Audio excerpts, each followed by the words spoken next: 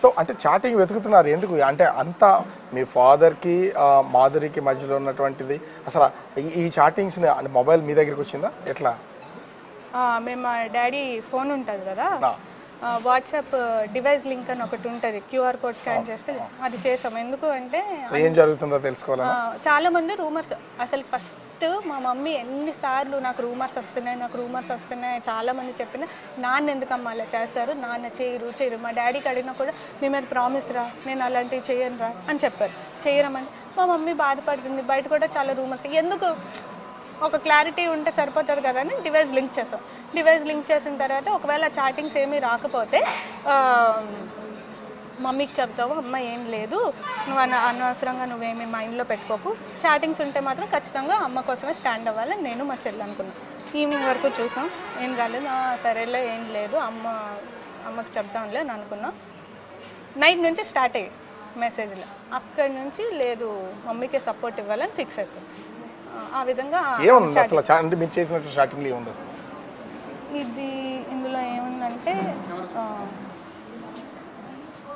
అంటే వీటికి సంబంధించి ఆమె నేమ్, ఓకే ఓకే, ఆమె డిపి, ఓకే ఓకే, ఏం పెట్టింది అంటే టైం కూడా చూస్తే 12 o'clock నైట్, అంటే లేట్ నైట్ 12 AM. అసలు గడపకి వచ్చేదే మీకోసం అని పెట్టింది.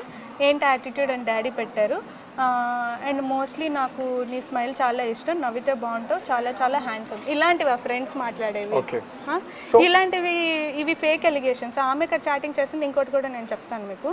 ఆమె మామూలుగా డీపీ పెట్టేసి కూడా నేమ్ మార్చేస్తే కూడా అయిపోద్ది అన్నారు. ఇది ఆమె కారు విజయవాడలో దొరికింది. మా డాడీ, ఇది రెడ్ కలర్ కారు, ఇక్కడ కారు ఉంది. ఈ కారు నుంచి మా చెల్లి డోర్ కొట్టగానే వెంటనే దిగి వెళ్ళిపోతున్నారు. వెంటనే వెళ్ళిపోతున్నారు. ఇది ఆమె కారు. చూడండి జూమ్ చేసి మరీ చూపిస్తాను. సో అంటే మీ డాడీ కూడా ఇది నేను మార్చలేను కదా, నేను విజయవాడలో ఆమె విజయవాడ రావడం కరెక్టే, ఒక హోటల్కి రావడం కరెక్టే, అక్కడ కలవడం కరెక్టే, ఆమె సూసైడ్ చేసుకోవడానికి ట్రై చేసిందని కూడా మీ డాడీనే చెప్తున్నాడు. ఓకే, అంటే ఇదంతా బ్లాక్మెయిల్ అన్నమాట.